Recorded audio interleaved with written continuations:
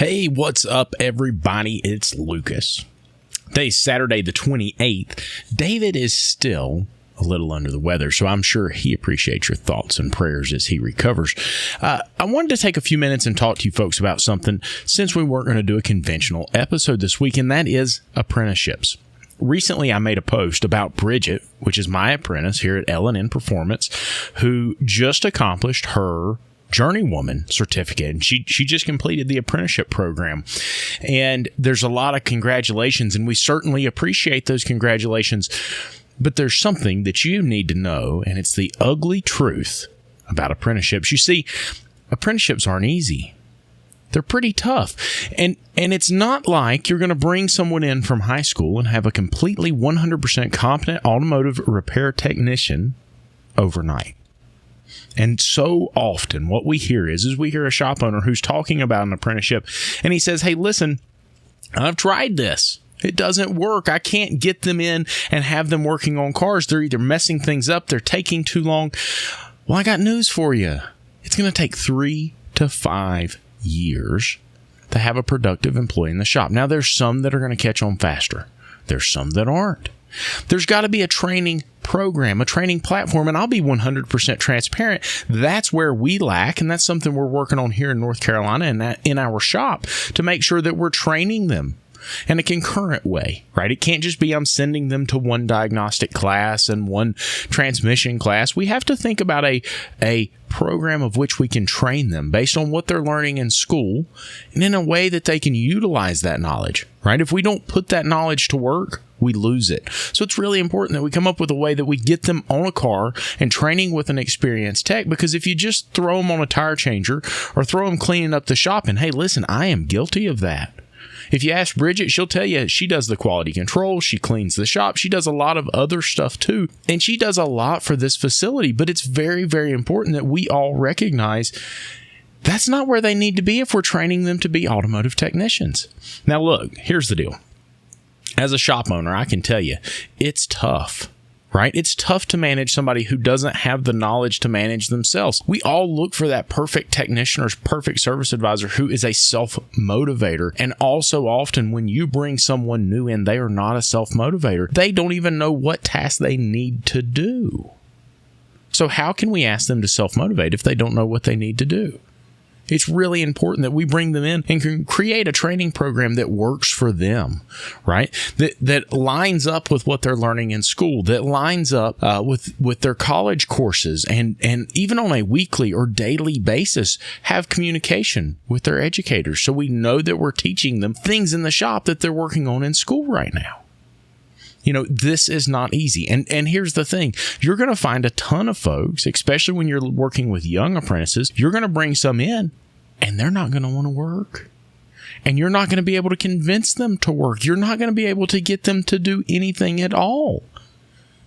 And that's tough. But you can't be defeated by that. If you truly want to have an apprenticeship program, you're going to have to learn to understand you are going to see some of these folks who don't have any interest in working. They don't have any motivation. And I got to be honest with you, when I was 16, 17 years old, I was pretty much the exact same way. I think a lot of us were. But we got to start somewhere. We've got to get moving one way or another, and this gives them that opportunity. So we've got to be lenient. We've got to be understanding. We've got to create a program. We've got to create expectations and provide them those expectations and then coach them through when they don't meet them. But that takes time.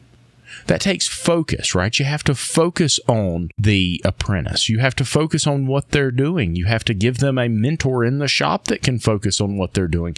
And you have to fully expect that mentor, if it's a technician, to see reduced productivity and efficiency.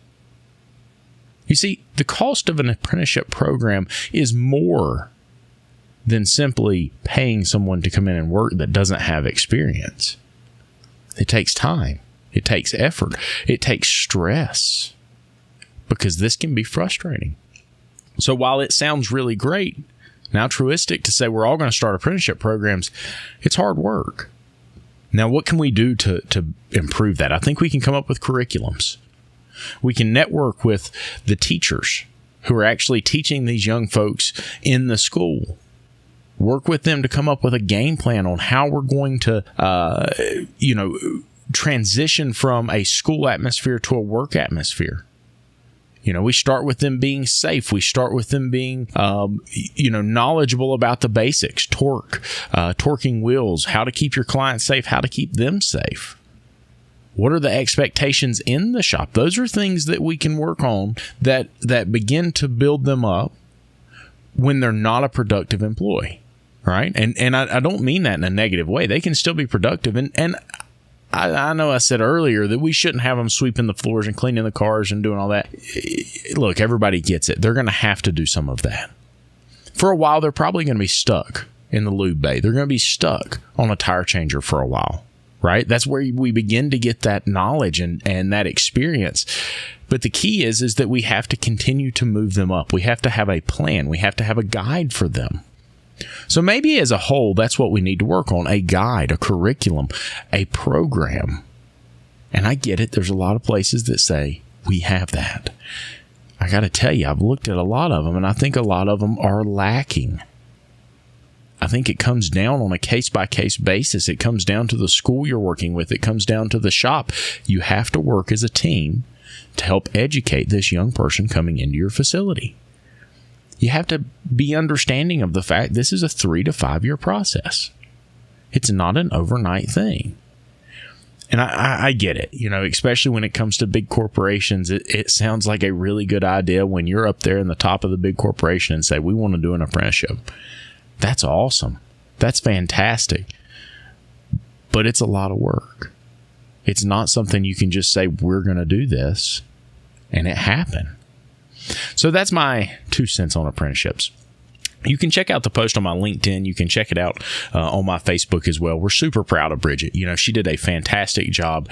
She's an extremely hard worker. She's self-motivating. She ticks off all the boxes that would be a great employee. And she does a lot. She's part of this family. We've laughed together. We've cried together. We've raised Cain at each other. We fought like cats and dogs because, the shop environment is the family environment. That's part of who we are. And so it's been amazing to see this young woman come in and become part of that family and part of that culture that we are and garner that belief system. She really cares about the vehicles that go out. Are they clean enough? Are they sanitized? Are the wheels torqued properly? She really cares about those things just like the rest of us do. So we're really proud of her, and she's done a fantastic job. But listen, folks, Bridget's 1 in a million, right? 50, 60, 75 out of 100.